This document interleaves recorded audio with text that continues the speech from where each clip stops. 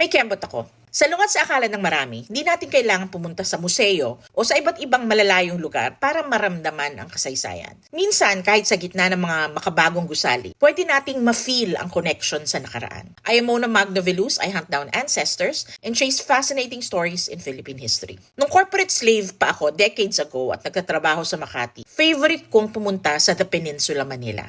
I was in cellular system sales for several years, so doon ko dinadala ang mga clients ko for lunch. At kapag stressed ako, soothing sa akin yung high ceilings nila sa lobby and the good food and music. Favorite ko ang burgers nila.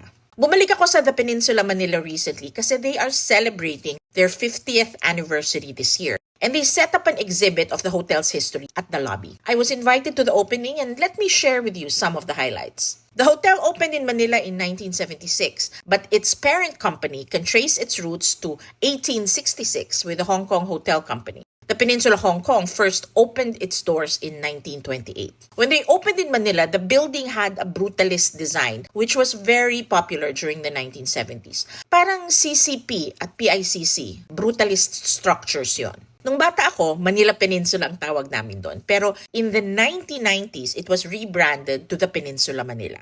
That was also the time they added the external fountain and shifted the aesthetics to its current neoclassical postmodern design. My favorite detail in the lobby, the sunburst sculpture on the ceiling by national artist Napoleon Abueva, was also added in the mid-90s. Manila Pen has hosted many historical and cultural events, but for many of us, it is best remembered for creeping into political history. In 2007, rebel soldiers Antonio Trillanes IV and Danilo Lim briefly took over the hotel in what is called the Manila Pen Siege. They were demanding the ouster of then-President Gloria Macapagal Arroyo. The rebel soldiers left a hole the size of a tank in the lobby and a bunch of bullet holes in the walls. These were among the many milestones they have in the exhibit. Do you want to experience the exhibit for yourself? When you enter the lobby doors, turn right and walk towards the Escolta restaurant. You can't miss it. The timeline exhibit will stay up until the end of the year.